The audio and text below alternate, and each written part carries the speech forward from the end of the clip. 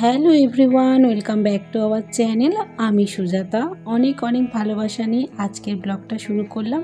আশা করছি তোমরা সবাই খুব ভালো আছো। আজকে রোদ ঝলমল করছে চারিদিকটা, আজকের দিনটা খুব সুন্দর। আজকে নতুন একটা চায়ের প্যাকেট কাটছি। আগেও তোমরা দেখেছো আমরা তাজমহলের চা খাই। আগেরটা ছিল এমনি লুজ চা, এমনি দানা চা ছিল, আর এটা হচ্ছে তাজমহলের টি ব্যাগ। এটা নিয়ে আসা হয়েছে যে এটাও দেখি কেমন লাগে খেতে।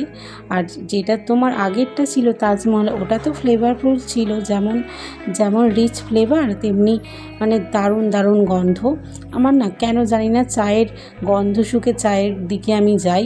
আগে গন্ধটা শুকে নিই যে কেমন চাটা হতে পারে, তারপরেই আমি প্যাকিংটা খুলে সব ভরে রাখছি। অনেকটা নিয়ে আসা হয়েছে, এটা আমাদের 2 মাস মানে একদম ভালো মতো চলে যাবে। ওর জন্য আমি সব ডাব্বায় ভরে রাখছি, কারণ প্যাকেটটা খুলে প্যাকেটের মধ্যে রাখলে না গন্ধটা থাকে না। আর আগেরটা ছিল, আগেরটা একটাকে দুটোর মধ্যে ধরে গেছিলো, আর এটা একদম অনেকটা বড় টি ব্যাগ, তার জন্য অনেকগুলো আছে, তার জন্য 3টেতে আমাকে ভরতে হয়েছে। আর পরের জন্য করব দুধ চা, একটা টি ব্যাগেই হয়ে যাবে। এতটা ফ্লেভারফুল আর এতটা রিচ যে একটাতে র চা দুধ চা দুটোই হয়। প্রথম দিন বুঝতে পারিনি, তার জন্য একটাতেই আমাদের দুজনের চা হয়ে যেত। দুটো কেটেছিলাম, একটা আমার জন্য আর একটা আমার বরের জন্য। বরেরটা হচ্ছে টি ব্যাগ দিয়ে একদম দুধ চা বসিয়ে দিয়েছি, আর আমি তো জানোই র চা আগে খাই। দুধ চাও ভালোবাসি না যে তা না, কিন্তু চায়ের আসল স্বাদ গন্ধ নিতে গেলে চায়ের র চা খেয়ে দেখতে হবে। একদম আমি গরম জল করে নিয়েছি। এবার টি ব্যাগটা দিয়ে দিলাম। এই যে টি ব্যাগটা দেওয়ার পরে এই যে চায়ের এটা না যখন রঙটা ছাড়ে না দারুণ লাগে। আগে ভাবতাম যে টি ব্যাগের চা হয়তো ভালো হবে না, কিন্তু দেখো কালারটা দেখি প্রেমে পড়ে যাবে। এত দারুণ কালার আর তেমন সুগন্ধ, মানে যেমন অ্যাডে দেখি না আমরা পাগল হয়ে যাচ্ছে, সেরকম পাগল। আমি একজন চা প্রেমী মানুষ, যেখানেই পারি সেখানেই আমি দার্জিলিং টি খুঁজি। এটা যদিও বা দার্জিলিং টি না, এটা আসাম টি। একদম মানে দারুণ সুন্দর। চাটা খেয়ে আমি কাজে লেগে পড়েছি, যে চাটা খেয়ে চাঙ্গা হতে হবে না। তারপরে এই দেখো নিত্যদিনের বাসি জামা কাপড় নিয়ে কাচতে চলে যাচ্ছি। কাচাটা দেখাতে পারি না, কারণ সেই সময় ক্যামেরা ধরার তো কেউ থাকে না। আর জলের যেহেতু কাজ, তার জন্য এই জামা কাপড়টা ভেজানো পর্যন্তই থাকে। তোমাদের সাথে এইটুকুই শেয়ার করি। এবার আজকে ছাদে দেবো না, যা কটকটে রোদ উঠেছে, একদম ঝলমল করছে। নিজেই জামা কাপড় দিয়ে দেবো। জামা কাপড়গুলো যা আছে এই সোনার গামছাটা দিয়ে আজই কেচে দিয়েছি, আর তারপর চিরঞ্জিতের গামছাটাও কেচে দিয়েছি। ও না রোদে দেয় না, ঘরের মধ্যে গামছা দিলে গামছার গন্ধ থাকে না, ভেজা ভেজা, আমার ভাল লাগে না। ওর জন্য অফিস যাওয়ার পরেই আমি করি। আর আজকে কি করেছি, সকাল সকাল ওর যেহেতু নাইট ডিউটি চলছে, সকাল সকাল আগে গামছাটাকে ধুয়ে দিয়েছি। আবার খুঁজবে তো ও বুঝতেও পারে না যে কখন গামছাটা ওর ধোয়া হয়ে যায়।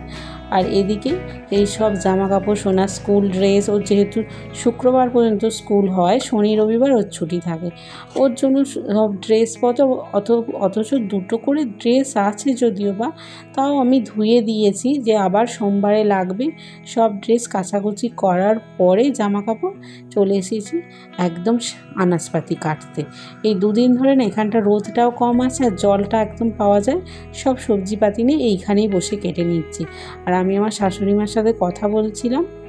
শাশুড়িমা যেহেতু নিচে এখানে রান্নাঘরে রান্না করে, কথা বলছিলাম। সব এখানে কেটে ধুয়ে বেছে একবারে উপরে নিয়ে চলে এসেছি, গ্যাসটা জ্বালিয়ে নিচ্ছি। আজকে শুধু 2টি মাত্র পদ করব। এই শাকের ঝোল করব। এটাও তো জানোই তোমরা কী শাক, কুলেখাড়া শাক। আমরা খুব ভালোবাসি খেতে, একটু সামান্য তিতা তিতা। আর অন্যদিন শুধু আলু দিয়ে করি, আলু দিয়ে কালো জিরে। আজকে একটু পেঁপে আর পাইনি, আজকে শুধুমাত্র কুমড়ো দিয়ে করছি, কালো জিরে দিইনি। আজকে 5 ফোড়ন দিয়ে করছি।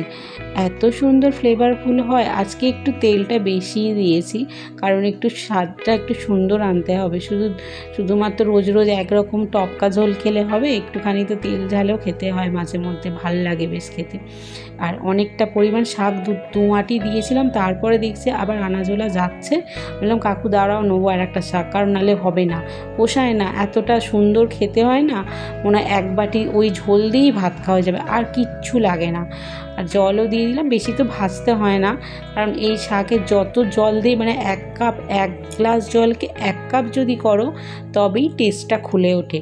ওর একটা আতি সুন্দর টেস্ট আছে না। আমি কোনো চিনি দিই না, কারণ আমার একটু চিনি খেতে মিষ্টি মিষ্টি ভালো লাগে না, ওই জন্য আমি চিনি দিই না। দেখবে আমি শাক রান্না করি, কোনো কিছু রান্না করি, কোনো চিনি অ্যাড করি না। যদি খুবই প্রয়োজন হয় ড্রাই রোস্ট গুড় আছে, ওই গুড় দিই।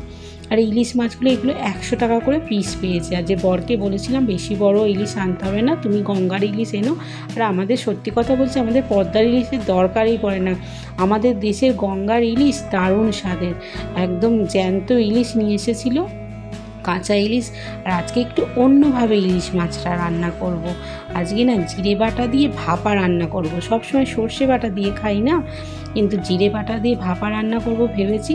তেলটা একটু স্লাইটলি গরম করে নেব, তো গ্যাসটা তারপর নিভিয়ে দিয়ে জিরে বাটাটা ভালো করে মিশিয়ে দিয়ে এর মধ্যে কড়ার মধ্যেই রান্না করব, যদিও বা দারুণ স্বাদের হবে। আমি ভেবেইছি জিরে বাটা দিয়ে ইলিশ মাছের ঝোল তো সুন্দরই হয়।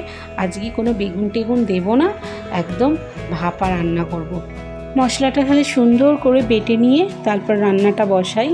তেলটা একটু গরম করে নেব, বেশি গরম হিট করব না। সর্ষে তেলে একটা সুন্দর ঝাঁঝালো গন্ধ থাকে না, ওর জন্য বেশি দিনই কালো জিরেটা জাস্ট ফ্রাইয়ের জন্য অল্প করে গরম করে নিয়ে গ্যাসটা বন্ধ করে নেব।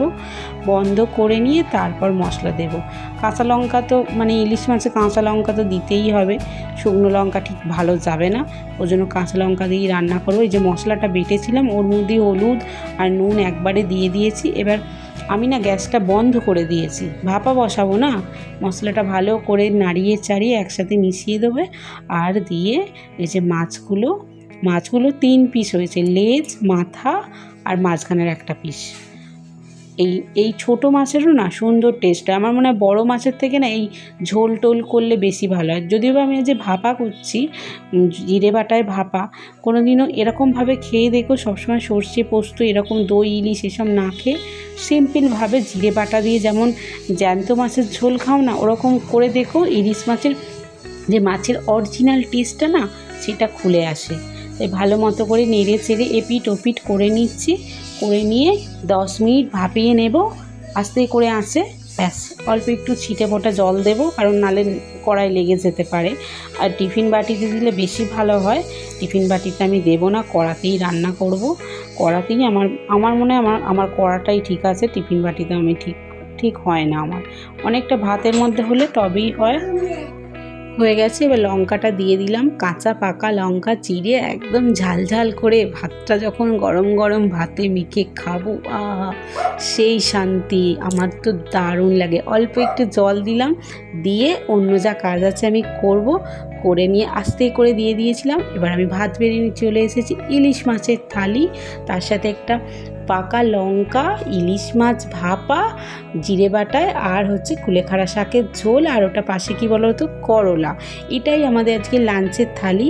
আমরা তাহলে এবার ভাত খেয়ে নেব। সোনাকে তাহলে আমি আগে খাইয়ে দিই, তারপর আমি আর চিরঞ্জিত বসবো। চিরঞ্জিত যেহেতু আজকে বাড়ি আছে না, নাইটে ডিউটি যাবে, আগে ওকে সুন্দর মতো ভাত খাইয়ে দিই। চিরঞ্জিত গেছে স্নানে, ও আসুক, তারপরও আমি খাবো। আগে সোনাকে সুন্দর মতো করে মাখিয়ে ভাতটা খেয়ে নিই। ও না এই শাকটা না এতটা পরিমাণে ভালোবাসে না, দেখেছো 1 বাটি নিয়েছে, ও ভালোবাসে তো। এটা সুন্দর করে খাইয়ে দিয়ে এবার আমি এই যে মাছটা ভালো করে মাখবো। মেখে তারপর মাছের ঝোলটা অল্প অল্প নিচে, যদিও ঝাল লাগে না, ঝাল করেছো, বাচ্চা মানুষ না, যদিও বা ঝাল খাও না, আমি শেখাচ্ছি। তাহলে সোনাকে ভাত খাইনি আজ। তাহলে আসি, অনেক ভালোবাসা তোমাদের। Thank you so much.